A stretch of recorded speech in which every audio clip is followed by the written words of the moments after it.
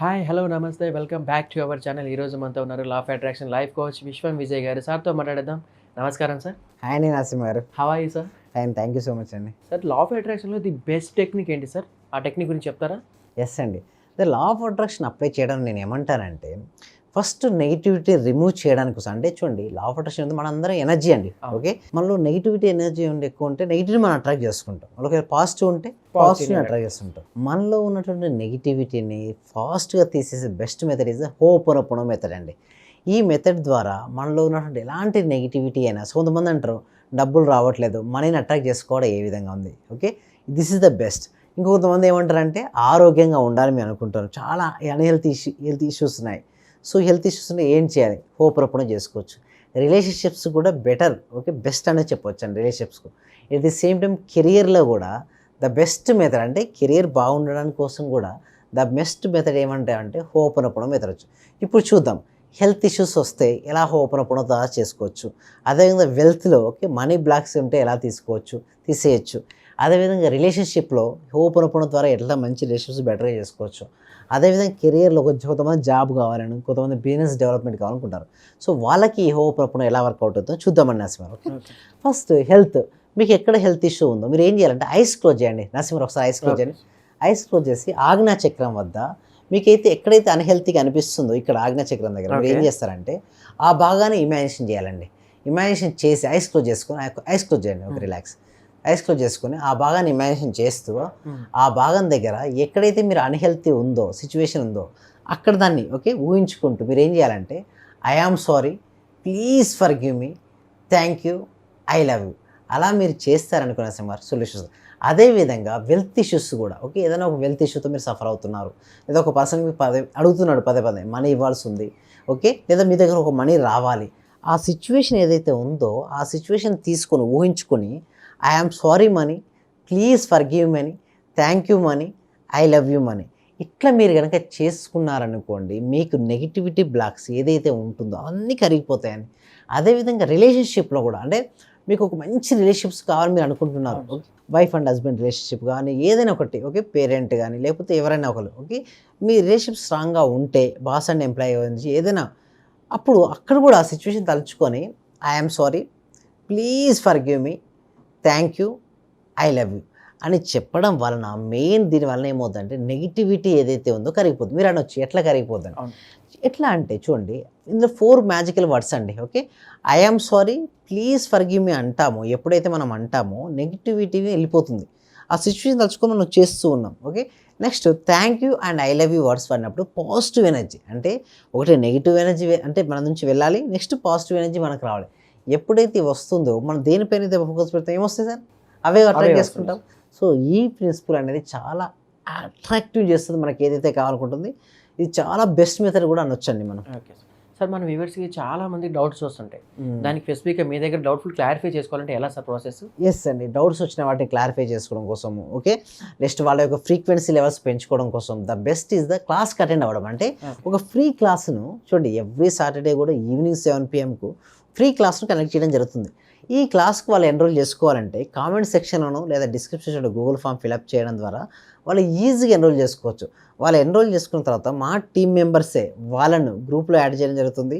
So గ్రూప్లో add చేసిన తర్వాత సాటర్డే రోజు ఓకే ఆన్లైన్లో జూమ్లో వాళ్ళ ఇంట్లో ఉంటూ మరి క్లాస్కి అటెండ్ అవ్వచ్చు. లేదా ఏదైనా డౌట్స్ ఉంటే మాత్రం వాళ్ళు అక్కడే నన్ను అడగొచ్చు, నీకు ఆన్సర్ అనేది ఇవ్వడం జరుగుతుంది. సార్, మనీ నాకు అర్జెంట్గా కావాలంటే ఏ అఫర్మేషన్ చేస్తే మనీ నాకు అర్జెంట్గా వస్తుంది సార్? ఎస్, మనీ అట్రాక్టింగ్ చేసుకోవాలంటే మీరు ఇందాకేమన్నా అర్జెంటుగా. సో నేనేమంటే మనీ మనకు రావాలి అంటే ఫస్ట్ ఆఫ్ ఆల్ మనం ఏదైనా ఒక దాన్ని ఇవ్వాలండి. లా ఆఫ్ గివింగ్ అంటారు. ఓకే, మనీ ఫాస్ట్గా మీ జీవితంలోకి రావాలంటే ఏమి ఇవ్వాలి? మీ దగ్గర ఏది ఉంటుందో దాన్ని ఇవ్వండి. ఓకే, లవ్నెస్ పంచండి. ఓకే, లేదా మీ దగ్గర ఉంటుంది కొంచెం అమౌంట్ ఆఫ్ స్వీట్స్ లేదా తీసుకొని ఎక్కడ మీ టెంపుల్ దగ్గరనో చర్చో మసీదో మీ ఇష్టం, మీకు ఎక్కడ మంచి అనిపిస్తుందో ఆ ప్లేస్ మీద స్వీట్స్ ఫస్ట్ పాలతో చేసిన తెల్లటి ఆ స్వీట్స్ పంచండి. లేదా ఆవుకు ఓకే, ఆవుకి ఇష్టమైన దాన్ని తినిపించచ్చు. మెయిన్ ఇంకా మనీని అట్రాక్ట్ చేసుకోవాలంటే వెల్త్ మైండ్ సెట్ కలిగి ఉండాలండి. అంటే ఎస్ నేను సాధిస్తాను, మనీ నా జీవితంలోకి వస్తుంది. ఎప్పుడైతే ఆశావాద జీవంగా ఉంటాడో మనిషి ప్రయత్నిస్తాడండి. ఎప్పుడైతే నిరాశావాదం ఉంటాడో చేయాల్సిన పని కూడా చేయలేడు. అంటే ఆశావాదిగా ఉంటే అసాధ్యాలను కూడా సుసాధ్యాలు చేసుకోవచ్చండి. బట్ ఎప్పుడైతే నిరాశావాదం ఉంటుందో మామూలుగా అతను చేయగలుగుతాడు నరసింహ గారు ఆ పనిని కూడా చేయలేడు. ఇక్కడ చూస్తున్నట్టయితే మన సబ్జెక్ట్లో ఎవరైతే వాళ్ళ యందు వాళ్ళకు నమ్మకం ఉంటుందో వాళ్ళు ఏ పనిని చేస్తారు. అసలు ఏ పని చేయడం నమ్మకం లేదనుకోండి ఏమి చేయలేరండి. యాక్చువల్లీ ప్రతి మనిషిలో కూడా ఒక అనంతమైనటువంటి ఒక శక్తి ఉంటుంది నరసింహ గారు. బట్ ఆ శక్తిని ఎవరైతే గుర్తిస్తారో వాళ్ళు సక్సెస్ఫుల్ అవుతారు, అంటే వాళ్ళ లక్ష్యాలు మనం సాధించుకుంటారు. దీనికోసం ఒక ఎగ్జాంపుల్ కూడా చెప్తానండి. ఓకే, ఒకసారి సర్కస్లో ఏమైంది అంటే, ఓకే, సర్కస్లో మామూలుగా ఏనుగులు ఉంటాయి కదా. ఓకే, ఆ ఏనుగులు ఏంటంటే ఒక స్తంభాన్ని కట్టేశారండి. ఓకే, ఆ సర్కస్లో ఏమైందంటే ఒకసారి ఫైర్ యాక్సిడెంట్ జరిగింది. ఆ ఫైర్ యాక్సిడెంట్లో అన్ని జంతువులు తప్పించుకుపోయినాయి, బట్ ఈ ఏనుగు మాత్రం తప్పించుకోలేదు. ఓకే, అయితే అది తప్పించుకుపోవడం వల్ల చనిపోవడం జరిగింది.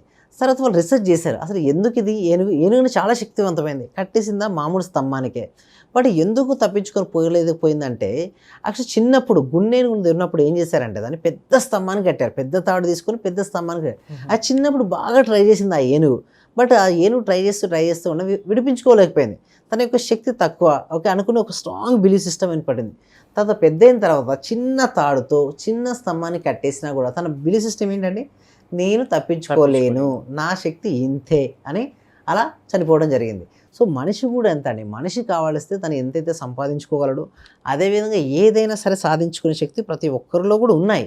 బట్ వారిలో ఆ శక్తి ఉన్నది వాళ్ళకి తెలియట్లేదు. బట్ ఎప్పుడైతే వారి శక్తి గురించి వారికి అవగాహన వస్తుందో వాళ్ళు ఏదైనా సాధిస్తారండి. మన సబ్జెక్ట్ ప్రకారం చూస్తే ఏంటండి, యద్భావం తద్భవత, అంటే మనలో ఎలాంటి భావాలు అయితే ఉంటాయో ఓకే ఆ విధంగానే మనం తయారవుతుంటాం. సపోజ్ మనం పిరికివానిగా మనం భావించాం, ఏ విధంగా అవుతాం నరసింహ గారు? పిరికి వాళ్ళగానే ఉండిపోతాం. ఓకే, నేను ధైర్యవంతులను భావిస్తే ధైర్యవంతులుగానే ఉంటాం. ఎస్, ధనవంతులను భావిస్తే ధనవంతులుగానే. ఎస్, అంటే ఇక్కడ సింపుల్ అండి, ఏం లేదు. ముందుగా మనం ఏదైతే కావాలని మనం కోరుకుంటామో ముందుగా మనం ఆల్రెడీ అయినట్టుగా మనం భావించాలి. అదే విజులేషన్, అదే దాన్ని చేస్తూ ఉండాలి. ముందుగా మనకి ఏదైనా సరే ఇల్లు అయినా కానీ కార్ అయినా కానీ మీ జీవితంలో ఏదైనా కానీ ఆల్రెడీ నేను ఒకటే చెప్తాను, ఆల్రెడీ మీ దగ్గర ఉంటే మీరు ఎలా ఉంటారు అలా ఇమాజినేషన్ చేసుకోవాలి. ఎస్, యాక్ట్ యాజ్ ఇఫ్, అంటే ఆల్రెడీ మీ దగ్గర ఉన్న తర్వాత మీరు ఎలా ఉంటారు అంటే మీ యొక్క వాకింగ్ స్టైల్ ఎలా ఉంటుంది, మీ టాకింగ్ స్టైల్ ఎలా ఉంటుంది, ఈచ్ అండ్ ఎవ్రీథింగ్ కూడా ఆల్రెడీ మీరు అచీవ్ చేసినటువంటి భావనలో మీరు ఉంటే మాత్రం మీ లైఫ్లో ఏదైతే కావాలని మీరు కోరుకుంటున్నారో, మీ సంకల్పాలు ఏదైతే జరిగితే బాగుంటుంది, నిజమైతే బాగుంటుంది మీరు అనుకుంటున్నారో అవన్నీ నిజమవుతాయండి నరసింహ గారు. సో చాలామంది నెగిటివ్ ఆలోచన వస్తూనే ఉంటాయి, వాళ్ళకి పాజిటివ్ ఆలోచన రావాలంటే ఏం చేయాలి? ఎస్, నెగిటివ్ ఆలోచన నుంచి పాజిటివ్ రావాలంటే ఫస్ట్ 3 times క్యాన్సిల్ అనుకోవాలండి. అంటే ఏదైనా ఒక నెగిటివ్ ఆలోచన రాగానే ఏం చేయాలండి, క్యాన్సిల్ 3 times అని ఆ నెగిటివ్ ఆలోచనకి ఆపోజిట్ వర్డ్లో. ఓకే, సపోజ్ మీకు భయం అనే ఆలోచన వస్తుంది, దేని చుట్టూ అయితే దేని తలుచుకోవాలని మీకు భయం వేస్తుందో దాని ఎందుకు ధైర్యం, ఓకే నేను ధైర్యవంతుని అనుకుంటూ అసలు మీరు ఏదైతే చేయకపోతే మీకు భయం కదా అది చేసినట్టుగా భావించాలి. అంటే ఇప్పుడు సపోజ్ మీకు ఇంటర్వ్యూలు అంటే భయం అండి, జాబ్ ఇంటర్వ్యూకి వెళ్ళారు, భయం వేస్తుంది ఇంటర్వ్యూనెస్, అయితే మీరు ఏం చేయాలి, మీరు వెళ్ళారు జాబ్లో ప్రతి క్వశ్చన్కి వారు ఇంటర్వ్యూలో అడిగితే ప్రతి ప్రశ్నకు ఆన్సర్ చెప్పారు, జాబ్ వచ్చింది, కంగ్రాచులేషన్ అన్నారు. ఇట్లా మీరు ఏం చేయాలి, రిపీట్ చేసుకోవాలి మీ మనసులో. అలా చేసుకున్నారు, ఒక బిజినెస్ చేస్తున్నారు, ఆ బిజినెస్ మీకు సక్సెస్ అయ్యాను, ఇట్లా మీరు ఆలోచిస్తే మీకు ధైర్యం అనేది వస్తుందండి. Thank you so much sir, చాలా బాగా చెప్పారు. థ్యాంక్ యూ సో మచ్ అండి.